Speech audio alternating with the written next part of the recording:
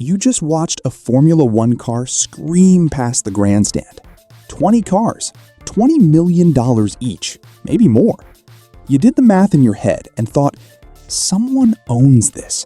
Someone signs the checks. But the real answer is far stranger than you think.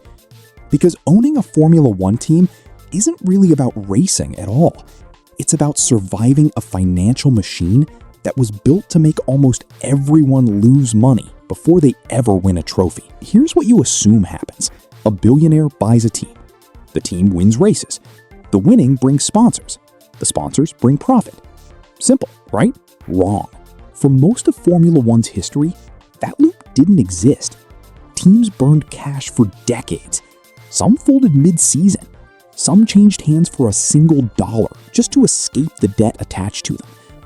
Why would anyone want that? To understand it, you have to look at what a Formula One team actually costs to run, not what it costs to buy. A modern team spends somewhere between $130 million and $450 million a year. That number covers more than cars. It covers wind tunnels that run 24 hours a day. It covers a factory full of engineers who cost more per hour than most lawyers. It covers freight, because your car, your spare parts, and your entire garage fly to a different continent almost every other week. Sports economist Stefan Szymanski, who has spent much of his career studying the finances of professional sport, has pointed out that motorsport is one of the only sports where the equipment itself is the primary athlete. You're not paying to develop a person, you're paying to develop a machine that becomes obsolete in 12 months and has to be rebuilt from nothing. Now, here's the part your brain doesn't expect. For a long time, the faster you went, the more money you lost. Winning meant spending more on research, more on new parts, more on the engineers who could keep finding fractions of a second. There was no ceiling. If a rival team spent $50 million more than you, they could beat you. So you had to spend $50 million more than them just to stay level.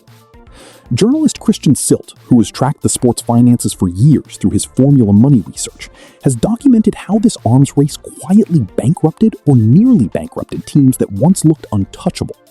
Constructors with famous names, teams that had podium finishes and loyal fans, disappeared because the spending never stopped and the revenue never caught up. Think about that for a second. This is a business where being good at your job can make you go broke faster. Let's actually sit inside that for a moment, because it's worth understanding how brutal it really was. Picture a small, independent team in the 90s or 2000s. Not a manufacturer-backed giant, just a group of engineers who built something competitive out of ambition and a modest sponsor deal. They score a podium. The paddock notices. Suddenly, bigger teams start poaching their best people, because talent has no loyalty when a rival offers triple the salary. To replace that talent, the small team has to pay more than it can afford. To keep pace aerodynamically, it has to build a new wind tunnel program it can't really justify. Within 2 or 3 seasons, the same team that podiumed is fighting to make payroll. This wasn't a rare story. It was the default story. Grid slots opened and closed like storefronts on a struggling street, not because the racing was bad, but because the business underneath it was built with no floor and no ceiling at the same time. So why did anyone keep buying in? Because the prize wasn't the podium. The prize was the brand. A Formula One team is, underneath the paint and the carbon fiber, a rolling billboard that travels to 20 countries a year and appears on television in front of hundreds of millions of people. For a car manufacturer, that exposure was worth more than the cost of losing. For a billionaire owner, the team wasn't the product. The team was the marketing budget. This is the reframe you need to hold on to. You've been picturing a race team. What you're actually looking at is one of the most expensive advertising campaigns a company can run, dressed up as a sport. Think about what a 30-second commercial during a major global sporting event costs, and then compare it to what a car manufacturer got for a season of Formula One. 90 minutes of live television, 20-something times a year, in dozens of countries, with a logo that never leaves the screen. Add in the qualifying sessions, the practice sessions, the pit lane walkthroughs, the post-race interviews, the highlight reels that get replayed for days afterward. No 30-second ad buy has ever come close to that kind of sustained exposure. For decades, that exposure was the entire business case. Not profit from racing, profit from being seen while racing. But advertising campaigns need a return. And for years, the return in Formula One was murky at best. Sponsors would ask, reasonably, how much of our investment is actually converting into sales? And teams struggle to answer with anything better than a guess. Manufacturers justified the spend internally as marketing, not as a business unit that had to stand on its own.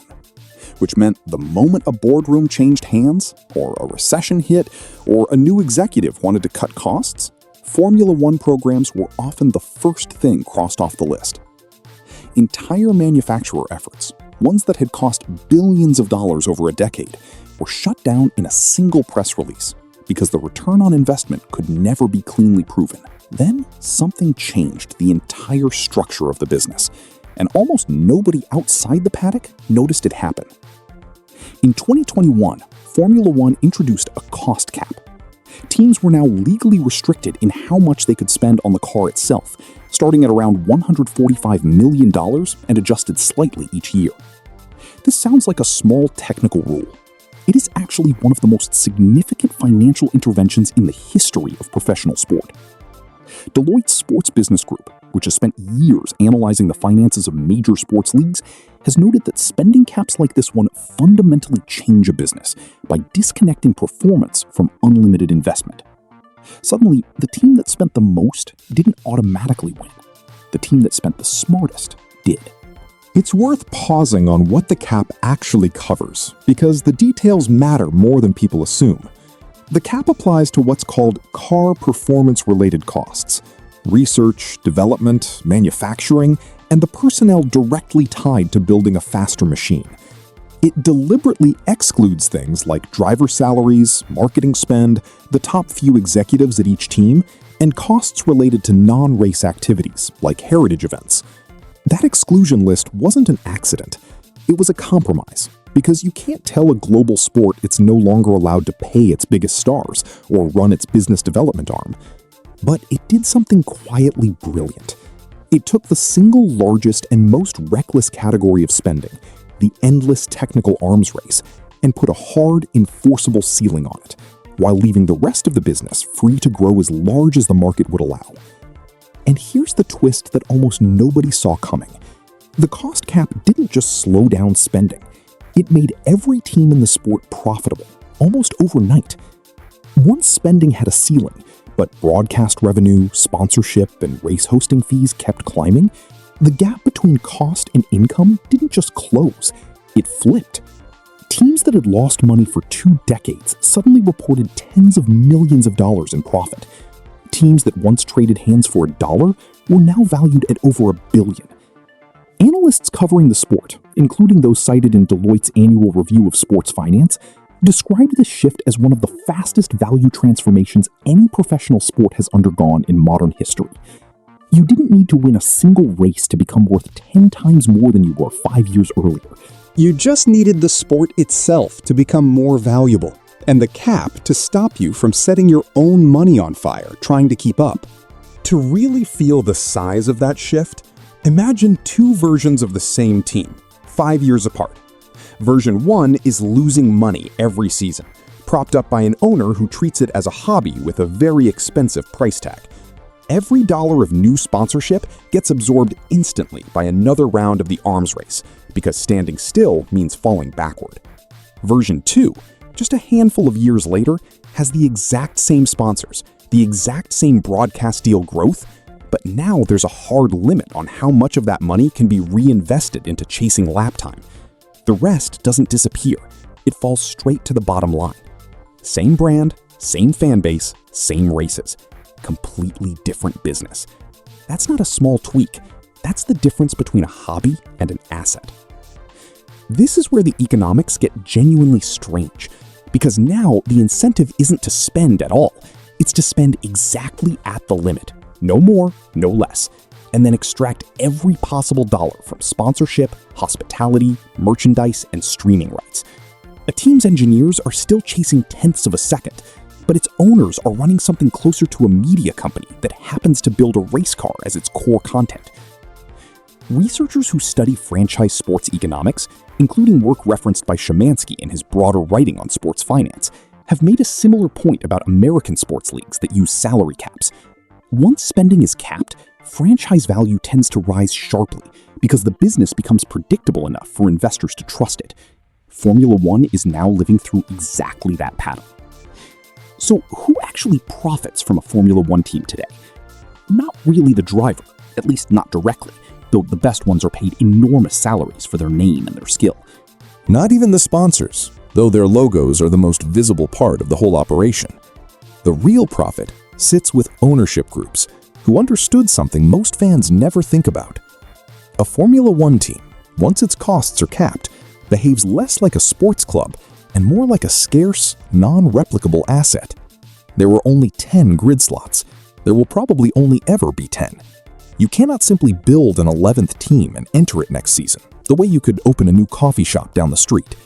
Scarcity, combined with a hard spending ceiling and rising global viewership, is the exact formula that turns a historically unprofitable hobby into one of the most desirable assets in modern sport. That scarcity is worth dwelling on because it explains a lot of the strange behavior you see around new entries to the grid. When a new team wants to join Formula One, the sport's own rules require them to pay what's essentially an entry fee, a dilution fee, spread across the existing 10 teams, because a new competitor shrinks everyone else's share of the prize pool. That fee has run into the hundreds of millions of dollars. Think about what that tells you. The other teams aren't being paid for anything they built this season. They're being paid simply because a slot on the grid is finite, and someone new wants access to it. That's not a royalty on performance. That's rent on scarcity. It's closer to owning one of a fixed number of taxi medallions in a major city than owning a sports franchise that can theoretically be matched by a rival opening a new club down the road. Now, think about your own life for a second, because this pattern shows up more often than you'd expect. You've probably been in a version of this race yourself, a job where working harder didn't translate into getting further ahead, because the moment you did more, everyone around you did more too, and the bar just kept rising. A hobby, a business, even a household budget, where spending without a limit felt like the only way to keep up, right up until it quietly drained you.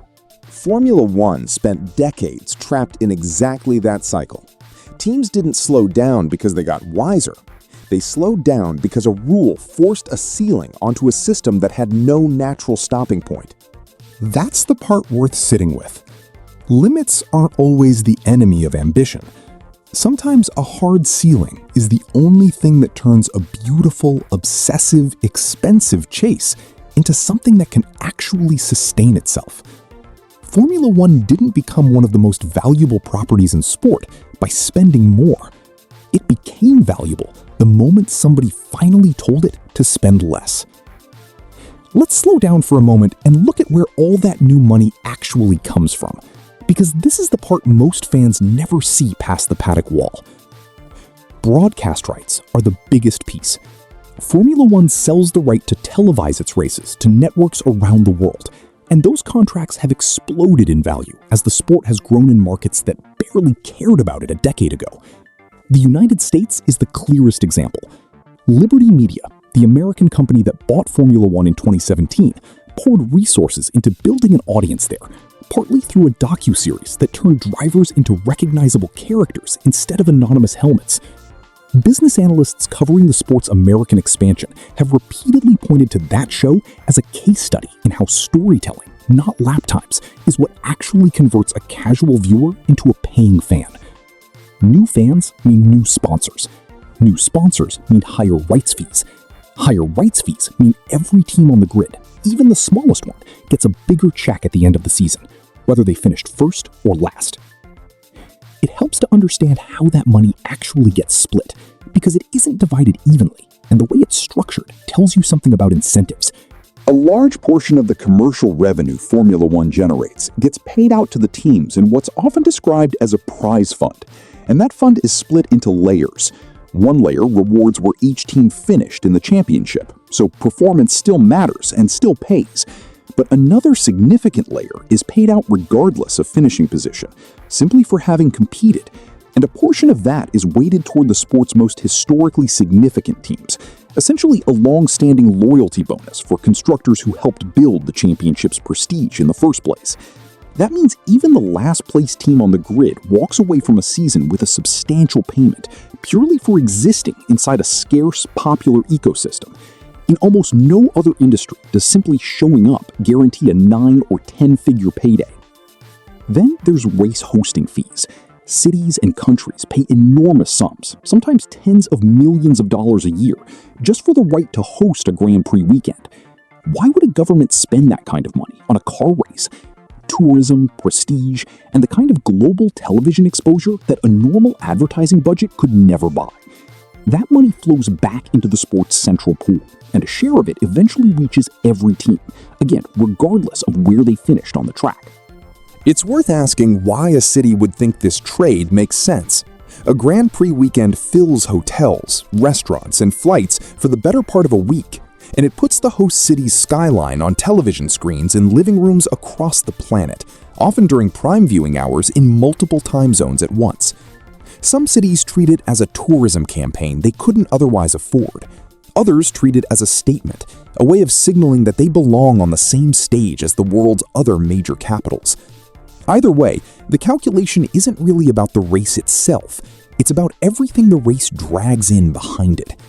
And because there are far more cities that want a Grand Prix than there are open weekends on the calendar, the sport can quietly raise the hosting fee nearly every time a contract comes up for renewal, and there is still a line of countries waiting for the next open slot. And then there's sponsorship itself, which has changed shape entirely. It used to be mostly tobacco companies and oil brands plastering logos across a car.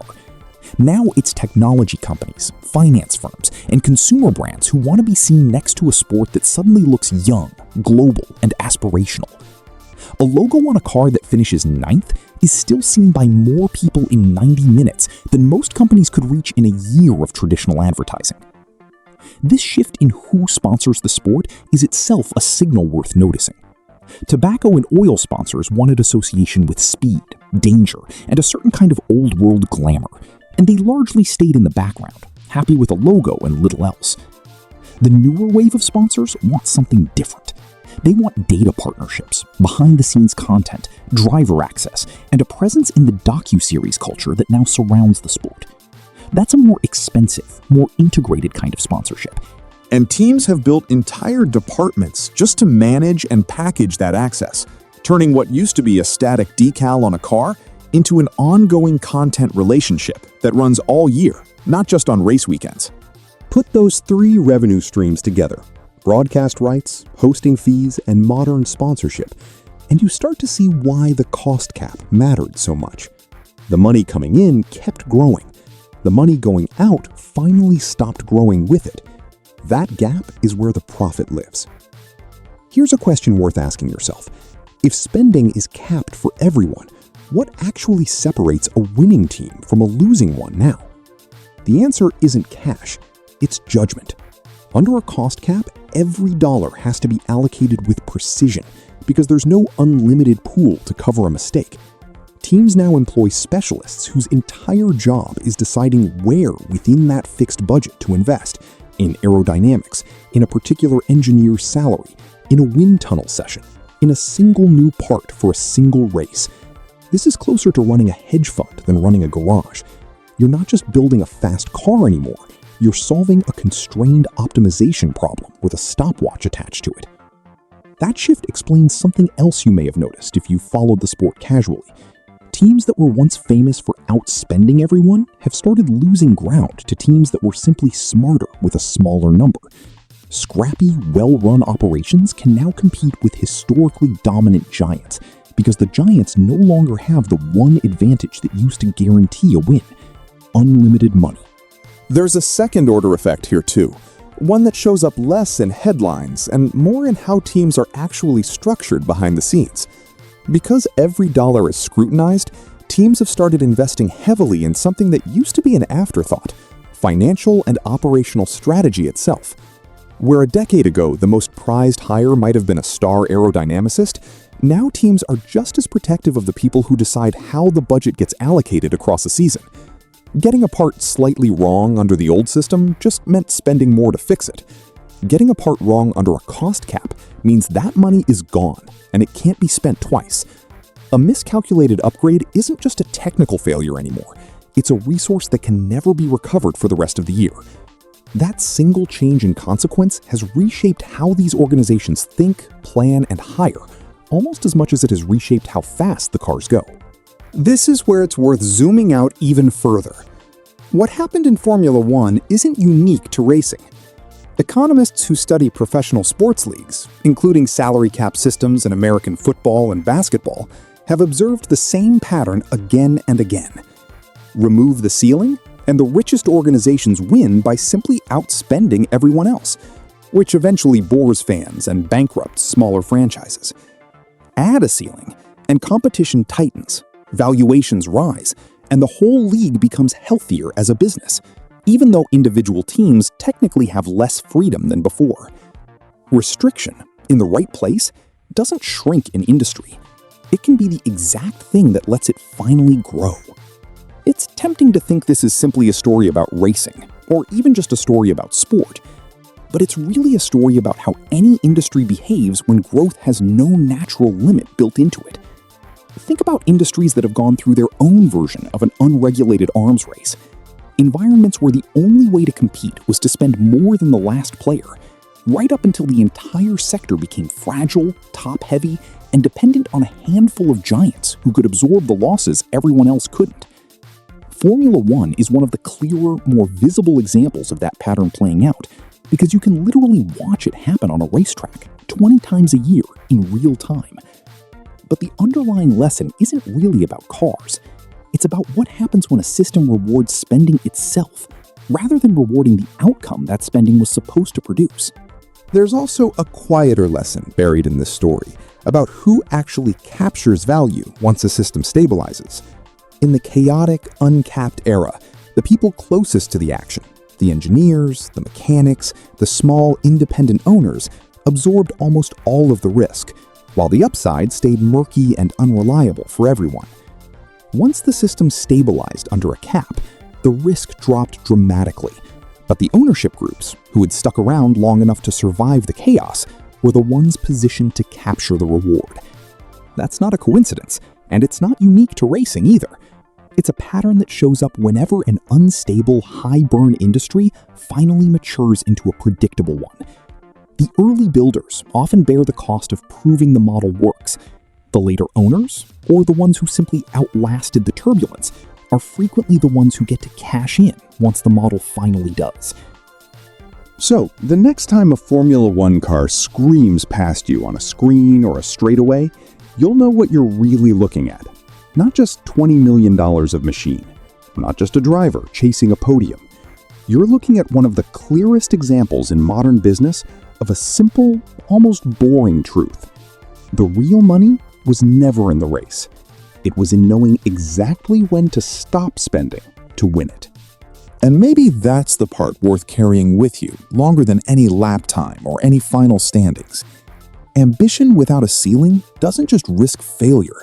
It almost guarantees a kind of exhaustion that no amount of talent can outrun. What finally turned Formula One from a graveyard of bankrupt dreamers into one of the most valuable properties in modern sport wasn't a faster engine or a better driver or a wealthier owner. It was a rule, a boundary, a simple, unglamorous decision to stop the bleeding before it could be dressed up as ambition. Every industry, every career, every person chasing something worth having eventually runs into the same quiet question Formula One had to answer. Not how much more can I spend to keep up, but how little do I actually need to spend to win?